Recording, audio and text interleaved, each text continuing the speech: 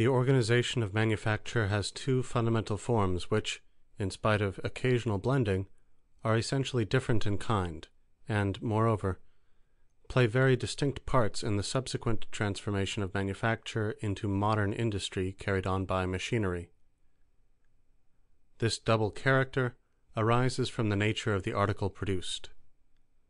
This article either results from the mere mechanical fitting together of partial products made independently, or owes its completed shape to a series of connected processes and manipulations.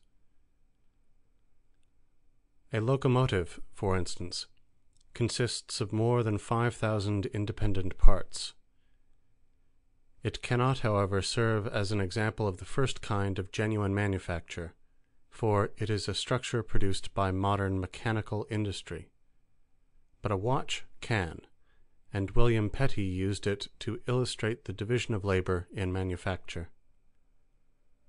Formerly, the individual work of a Nuremberg artificer, the watch has been transformed into the social product of an immense number of detail laborers, such as mainspring makers, dial makers, spiral spring makers, jeweled hole makers, ruby lever makers, hand makers, case makers, screw makers, gilders, with numerous subdivisions, such as wheel makers, brass and steel separate, pin makers, movement makers, acheveur de pignon, fixes the wheels on the axles, polishes the facets, etc., pivot makers, planteur de finissage, puts the wheels and springs in the works, finisseur de berrillère, cuts teeth in the wheels, makes the holes of the right size, etc., escapement makers, cylinder makers for cylinder escapements, escapement wheel makers, balance wheel makers, raquette makers, apparatus for regulating the watch, the planteur d'échappement, escapement maker proper, then the repasseur de berrillère, finishes the box for the spring, etc., steel polishers, wheel polishers, screw polishers, figure painters, dial enamelers, melt the enamel on the copper, fabricant de pendant, makes the ring by which the case is hung, finisseur de charnière, puts the brass hinge in the cover, etc., faiseur de secrètes, puts in the springs that open the case, graveur, ciseleur, polisseur de bois, etc., etc., and last of all, the repasseur, who fits together the whole watch and hands it over in a going state. Only a few parts of the watch pass through several hands, and all of these membra disjecta come together for the first time in the hand that binds them into one mechanical whole. This external relation between the finished product and its various and diverse elements makes it, as well in this case as in the case of all similar finished articles, a matter of chance whether the detail laborers are brought together in one workshop or not. The detail operations may further be carried on like so many independent handicrafts, as they are in the cantons of Vaud and Neuchâtel, while in Geneva there exist large watch manufactories where the detail laborers directly cooperate under the control of a single capitalist. And even in the latter case, the dial, the springs, and the case are seldom made in the factory itself. To carry on the trade as a manufacture, with concentration of workmen, is, in the watch trade, profitable only under exceptional conditions, because competition is greater between the laborers who desire to work at home, and because the splitting up of the work into a number of heterogeneous processes permits but little use of the instruments of labor in common, and the capitalist, by scattering the work, saves the outlay on workshops, etc. Footnote. In the year 1854, Geneva produced 80,000 watches, which is not 1/5 of the production in the canton of Neuchâtel. La Chaux-de-Fonds alone, which we may look upon as a huge watch manufactory, produces yearly twice as many as Geneva. From 1850 to 1861, Geneva produced 720,000 watches. See Report from Geneva on the Watch Trade in Reports by H's Secretaries of Embassy and Legislation on the Manufacture, Commerce, etc., No. 6, 1863. The want of connection alone between the processes into which the production of articles that merely consist of parts fitted together is split up makes it very difficult to convert such a manufacture into a branch of modern industry carried on by machinery. But in the case of a watch, there are two other impediments in addition: the minuteness and delicacy of its parts, and its character as an article of luxury. Hence their variety, which is such that, in the best London houses, scarcely a dozen watches are made alike in the course of a year. The watch manufactory of Messieurs Vacheron and Constantin, in which machinery has been employed with success, produces at the most 3 or 4 different varieties of size and form. End footnote. Nevertheless, the position of this detail laborer who, though he works at home, does so for a capitalist, manufacturer, établisseur, is very different from that of the independent artificer who works for his own customers. Footnote. In watchmaking, that classical example of heterogeneous manufacture, we may study with great accuracy the above-mentioned differentiation and specialization of the instruments of labor caused by the subdivision of handicrafts. End footnote. The second kind of manufacture, its perfected form, produces articles that go through connected phases of development, through a series of processes step by step, like the wire in the manufacture of needles, which passes through the hands of 72 and sometimes even 92 different detail workmen. Insofar as such a manufacture, when first started, combines scattered handicrafts, it lessens the space by which the various phases of production are separated from each other. The time taken in passing from one stage to another is shortened. So is the labor that effectuates this passage. Footnote. Quote, in so close a cohabitation of the people, the carriage must needs be less. Unquote. The Advantages of the East India Trade, page 106. End footnote. In comparison with a handicraft, productive power is gained, and this gain is owing to the general cooperative character of manufacture. On the other hand, division of labor, which is the distinguishing principle of manufacture, requires the isolation of the various stages of production and their independence of each other. The establishment and maintenance of a connection between the isolated functions necessitates the incessant transport of the article from one hand to another, and from one process to another.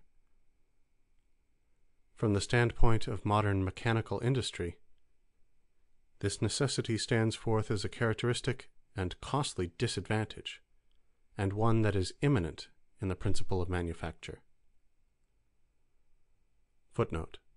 Quote, the isolation of the different stages of manufacture consequent upon the employment of manual labor adds immensely to the cost of production, the loss mainly arising from the mere removals from one process to another. Unquote. The Industry of Nations, London, 1855, Part 2, page 200. End footnote.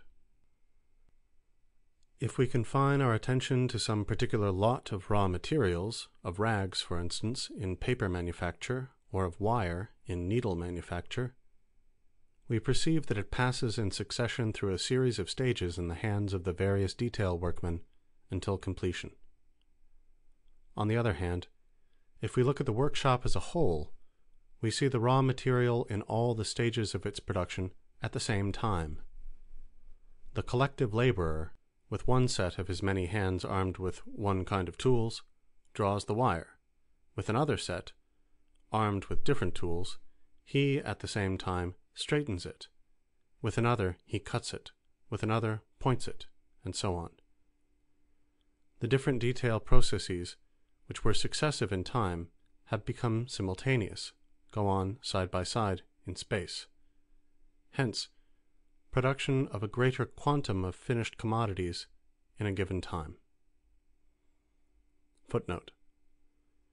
Quote, "It," the division of labor, "produces also an economy of time by separating the work into its different branches, all of which may be carried on into execution at the same moment.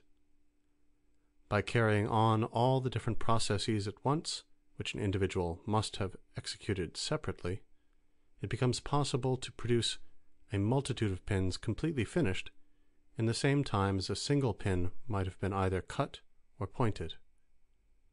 Unquote. To Gold Stuart, page 319. End footnote. This simultaneity, it is true, is due to the general cooperative form of the process as a whole, but manufacture not only finds the conditions for cooperation ready to hand, it also, to some extent, creates them by the subdivision of handicraft labor. On the other hand, it accomplishes this social organization of the labor process only by riveting each laborer to a single fractional detail. Since the fractional product of each detail laborer is, at the same time, only a particular stage in the development of one and the same finished article, each laborer, or each group of laborers, prepares the raw material for another laborer or group. The result of the labor of the one is the starting point for the labor of the other. The one workman, therefore, gives occupation directly to the other. The labor time necessary in each partial process for attaining the desired effect is learnt by experience, and the mechanism of manufacture as a whole is based on the assumption that a given result will be obtained in a given time. It is only on this assumption that the various supplementary labor processes can proceed uninterruptedly, simultaneously, and side by side.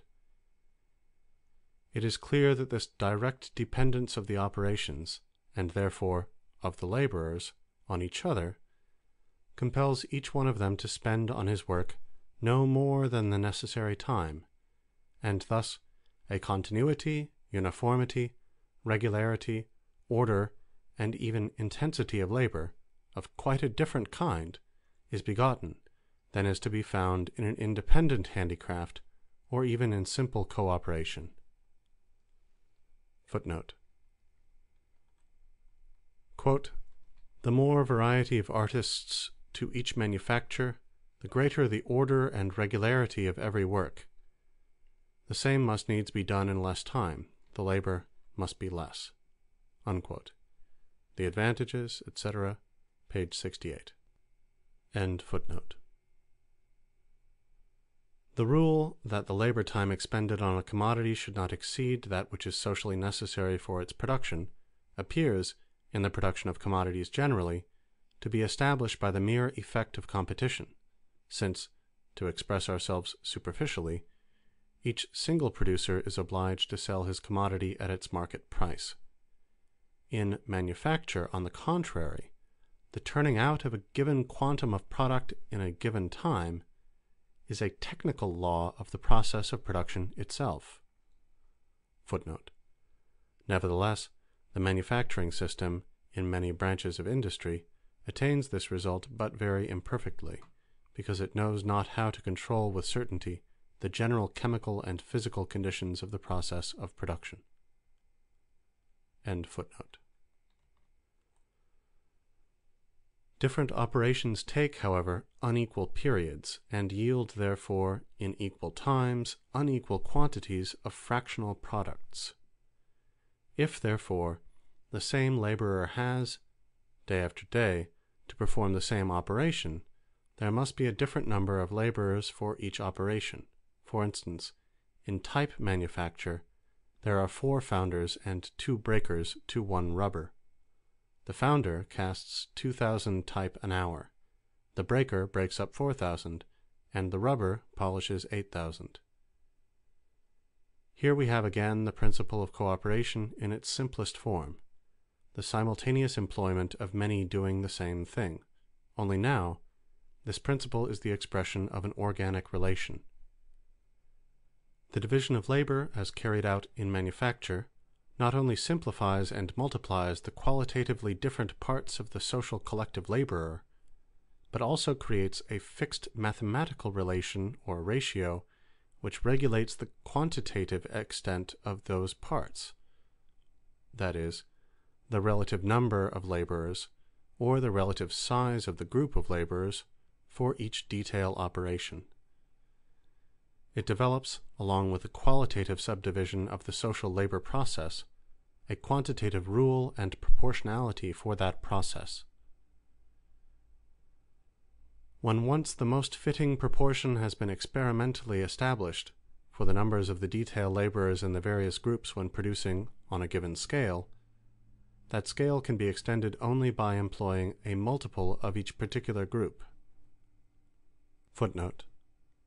Quote, when, from the peculiar nature of the produce of each manufactory, the number of processes into which it is most advantageous to divide it is ascertained, as well as the number of individuals to be employed, then all other manufactories which do not employ a direct multiple of this number will produce the article at a greater cost.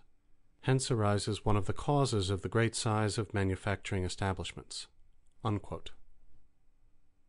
See Babbage, On the Economy of Machinery, 1st edition, London, 1832, Chapter 21, pages 172 to 73. End footnote. There is this to boot, that the same individual can do certain kinds of work just as well on a large as on a small scale. For instance, the labor of superintendence, the carriage of the fractional product from one stage to the next, etc. The isolation of such functions, their allotment to a particular laborer, does not become advantageous till after an increase in the number of laborers employed. But this increase must affect every group proportionally. The isolated group of laborers to whom any particular detail function is assigned is made up of homogeneous elements, and is one of the constituent parts of the total mechanism. In many manufactures, however, the group itself is an organized body of labor, the total mechanism being a repetition or multiplication of these elementary organisms. Take, for instance, the manufacture of glass bottles. It may be resolved into three essentially different stages.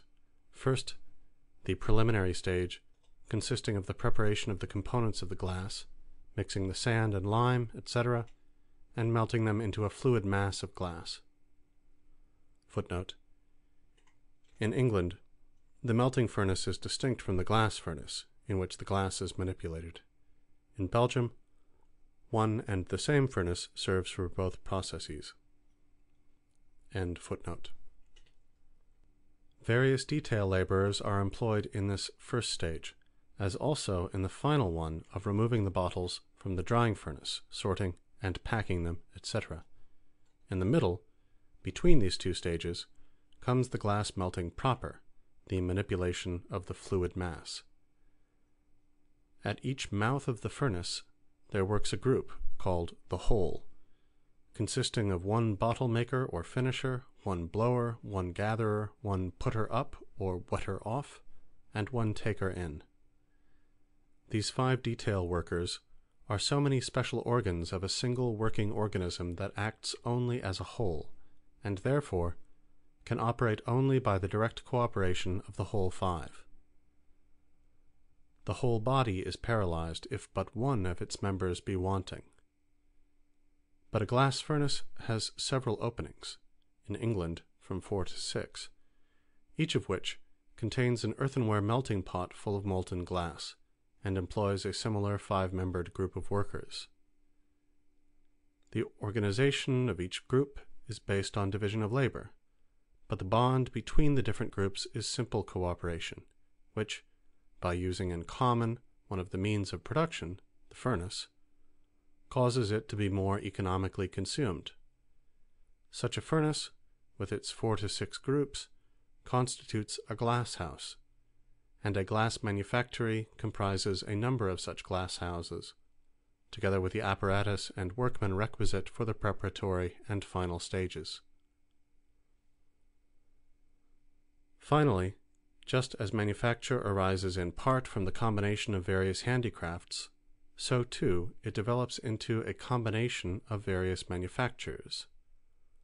The larger English glass manufacturers, for instance, make their own earthenware melting pots because on the quality of these depends, to a great extent, the success or failure of the process. The manufacture of one of the means of production is here united with that of the product. On the other hand, the manufacture of the product may be united with other manufactures, of which that product is the raw material, or with the products of which it is itself subsequently mixed. Thus, we find the manufacture of flint glass combined with that of glass cutting and brass founding, the latter for the metal settings of various articles of glass. The various manufactures so combined form more or less separate departments of a larger manufacture, but are at the same time independent processes, each with its own division of labor. In spite of the many advantages offered by this combination of manufactures, it never grows into a complete technical system on its own foundation. That happens only on its transformation into an industry carried on by machinery. Early in the manufacturing period, the principle of lessening the necessary labor time in the production of commodities was accepted and formulated, and the use of machines, especially for certain simple first processes that have to be conducted on a very large scale and with the application of great force, sprang up here and there. Footnote. This can be seen from W. Petty, John Bellers, Andrew Yarrington, The Advantages of the East India Trade, and J. Vanderlint, not to mention others. End footnote. Thus, at an early period in paper manufacture, the tearing up of the rags was done by paper mills, and in metal works, the pounding of the ores was effected by stamping mills. Footnote.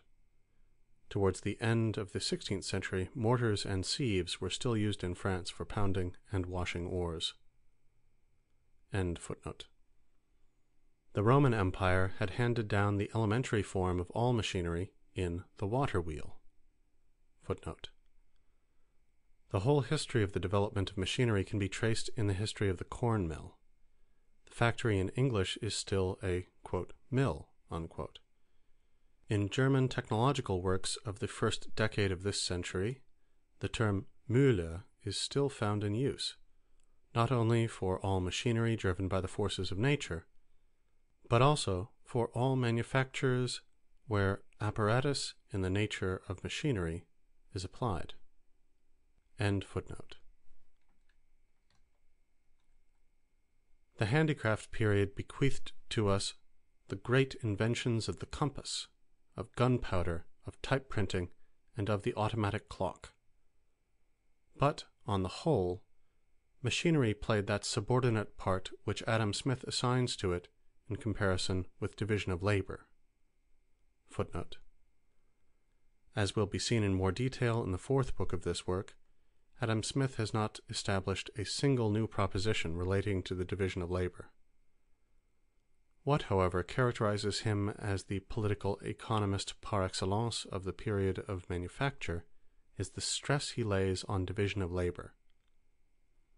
The subordinate part, which he assigns to machinery, gave occasion in the early days of modern mechanical industry to the polemic of Lauderdale, and, at a later period, to that of Uhre.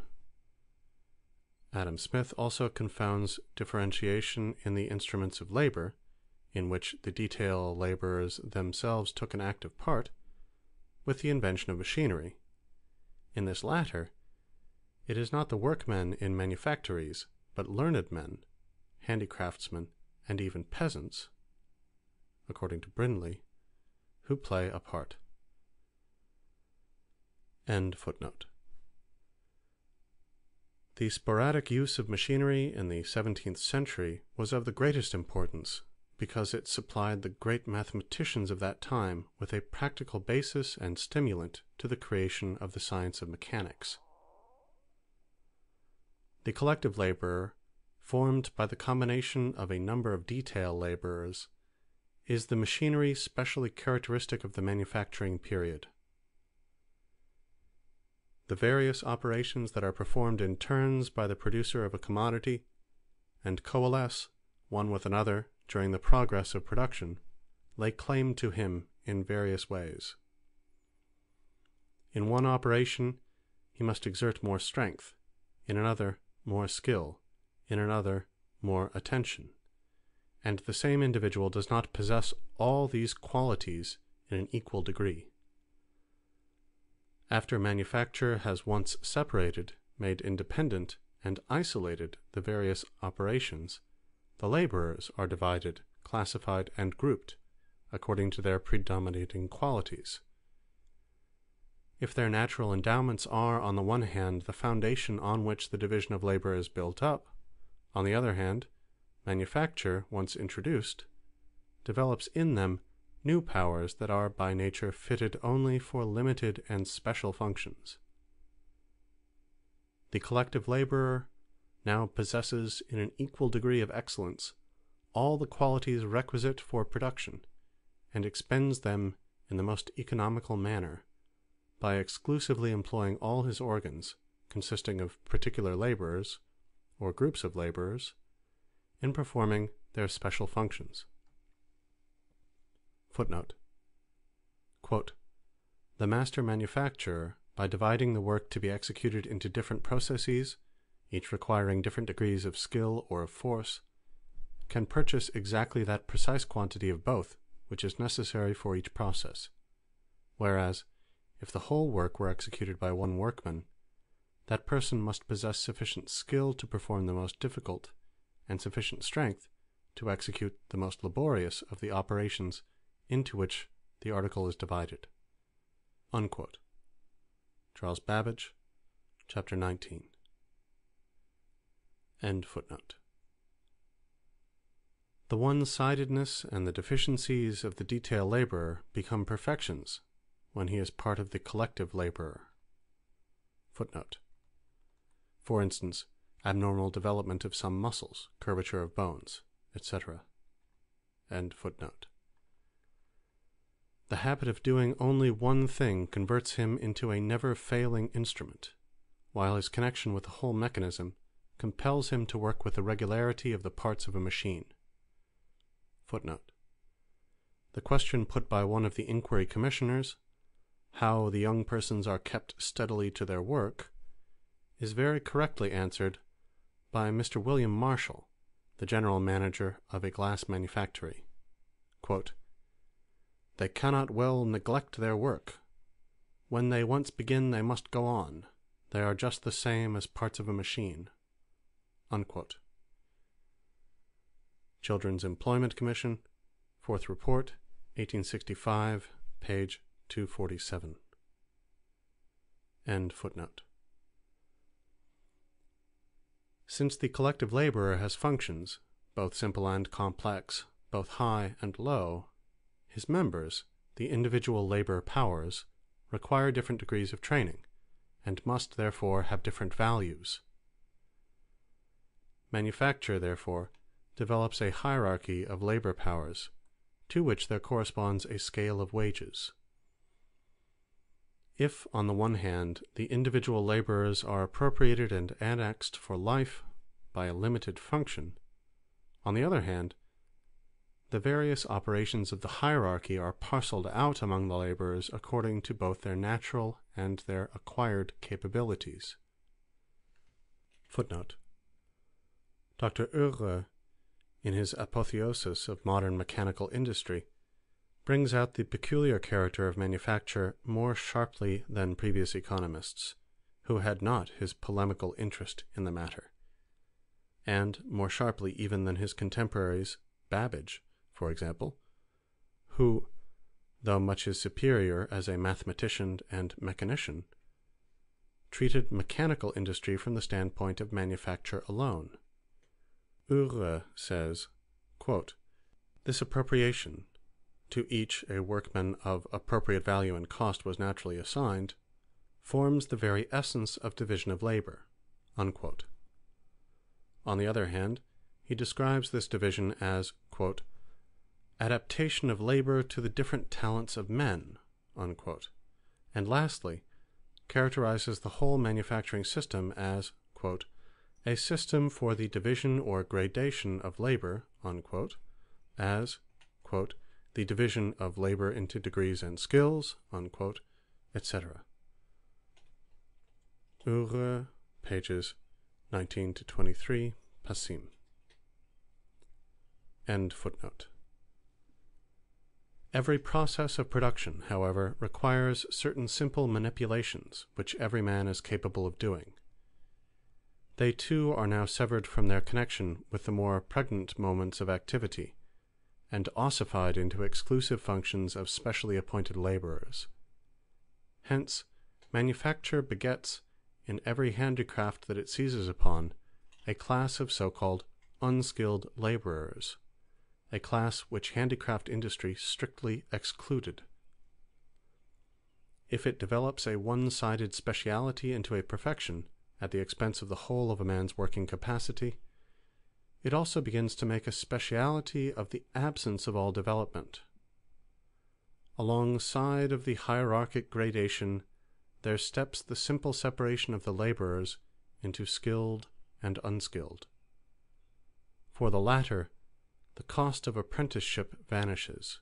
For the former, it diminishes compared with that of artificers, in consequence of the functions being simplified. In both cases, the value of labor power falls. Footnote. Quote, "Each handicraftsman being enabled to perfect himself by practice in one point became a cheaper workman." Unquote. Uhre, page 19. End footnote. An exception to this law holds good whenever the decomposition of the labor process begets new and comprehensive functions that either had no place at all, or only a very modest one, in handicrafts. The fall in the value of labor power, caused by the disappearance or diminution of the expenses of apprenticeship, implies a direct increase of surplus value for the benefit of capital. For everything that shortens the necessary labor time required for the reproduction of labor power extends the domain of surplus labor.